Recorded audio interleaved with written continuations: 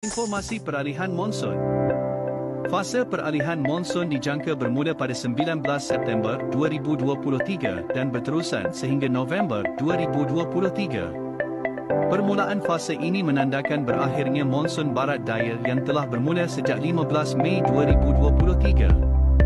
Semasa fasa peralihan monsun, rantau negara akan menerima tiupan angin lemah dari pelbagai arah yang kondusif untuk kejadian ribut petir yang lazimnya membawa hujan lebat berserta angin kencang dalam jangka masa yang singkat.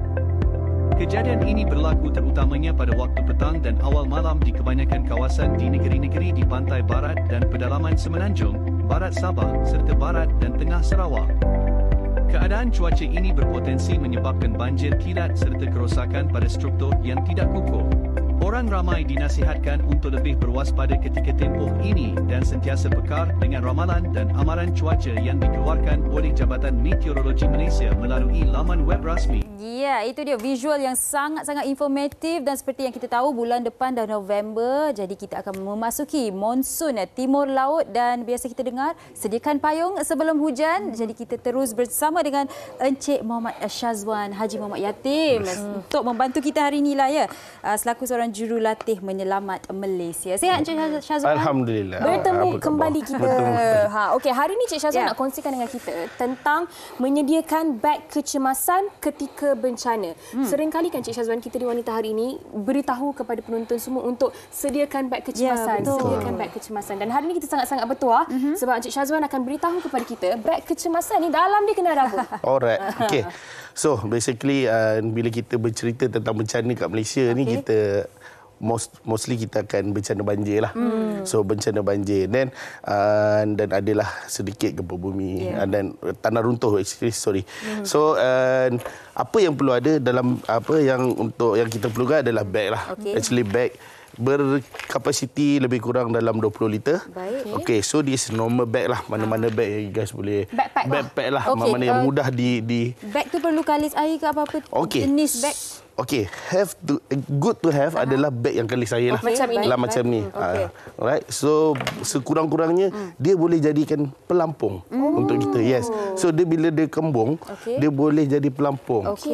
So dia boleh kata barang-barang pun selamat dalam tu, tak perlu nak macam contoh documentation yang kita perlu ada kan. Documentation yang penting tu tak perlu di plastikkan lah.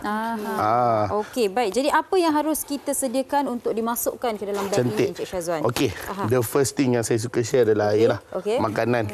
So kita boleh bubuh air and then makanan ringan adalah makanan yang ready to eat.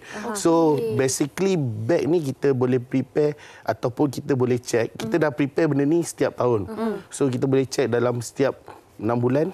So untuk pastikan makanan tu masih elok lah, tak expired. Sebab sekarang ni makanan ready to eat ni terlalu banyak. Biskut. Yes. Janji boleh survive. Betul. Janji boleh survive kita dalam 3-4 hari paling tidak untuk sebelum kita diselamatkan.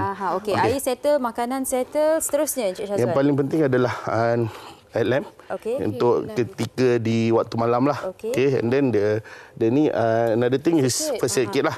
Basic sekurang-kurangnya kita boleh untuk diri kita sebelum kita bantu orang. Baik, dan ini first aid kit yang saya kira sangat-sangat handy sebab dia kecil je, tak macam yang besar tu. Jadi pastikan kita perlu ada benda ni. Jangan ada je tapi dalam dia kosong ataupun dah expired. Yang ni pun sama, konsep dia kena update setiap 6 bulan. So daripada segi ubat, apa yang kita personal medication, plaster, masih boleh melekat. Pastikan itulah. So seterusnya adalah one breaker ataupun dia pelampung. Saya suka share tambahan adalah kita boleh letak pelampung dalam tu. Sekurang-kurangnya bila kita tak ada beg kalis air, kita ada pelampung. So this is pisau. Pisau. Dan yang kita ada dan kita boleh jadikan dia sebagai sumber api. Dia boleh jadi torch. So kita tunjuk sikitlah boleh. So dia just spark je. Spark. So ini boleh jadi 2 in 1 lah. So no need to bring apa nama tu? Lighter ke. So kurang-kurang kita dah ada. Dan saya ada nampak walkie talkie. Kena ada? Ini Kalau ada, bagus. Kalau tak ada, yes, good to have. Kalau tak baik. Encik Syazwan, dah ada beg ni, tapi nak tanya juga, musim-musim hujan ni, walkie-talkie sekali. Musim-musim hujan ni, ada juga yang degil nak pergi camping lah. Pergi kawasan berair, tapi pantai. Bukan nak kata tak boleh, tapi nak tanya sesuai ataupun tidak sebenarnya. Kalau untuk hujung-hujung tahun di Malaysia ni, iklim di Malaysia ni, kita sarankan you guys buatlah kira kata study dulu.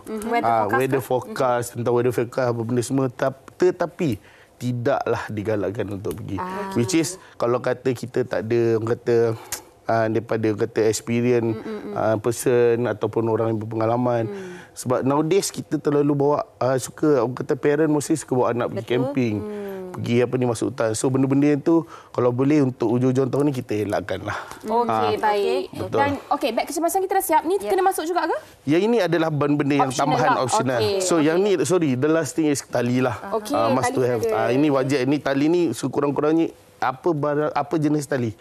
Sekurang-kurangnya kita boleh ni lah. Baik, kiranya kita punya beg kecemasan ni dah siap. Dan soalan saya yang seterusnya ni, adakah kita perlu berapa banyak beg kecemasan perlu disediakan untuk satu isi rumah dan yang terdiri daripada berapa orang? Saranan saya satu orang satu beg. Saranan saya sekurang-kurangnya sebab kadang kita prepare bila kita prepare satu beg untuk 3-4 orang, kadang-kadang kita terpisah ke, kita tak tahu. So better is one bag is one person. Betul, kalau kita ada banyak beg pun, kalau ada orang yang memerlukan, kita boleh tolong bagi pinjam sementara kita ada beberapa. Termasuk untuk kanak-kanak ya? Termasuk untuk anak. Okey. Baik, Encik Syazwan, saya pasti yang menonton sekarang ini telah mendapat orang kata basic information. Tapi kalau mereka inginkan lebih lagi maklumat, apakah alamat Instagram Encik Syazwan? Boleh pergi ke Facebook saya muhammad.syazwan.my. Ada di bawah. Okey, tertera. Encik Syazwan saya lupa. Okey, baik, nampaknya Sugi pun dah bersedia. Macam nak camping lah Sugi. Saya dah bersedia. Dan terima kasih kepada Encik Syazwan atas perkongsian pada hari ini yang saya kira sangat-sangat bermanfaat kepada anda. Ambil tahu, peka dan cakna tentang beg kecemasan yang perlu kita sediakan. Baik, kita akan berhenti berehat seketika, kembali selepas ini di WHI. Pergi cari beg sekarang.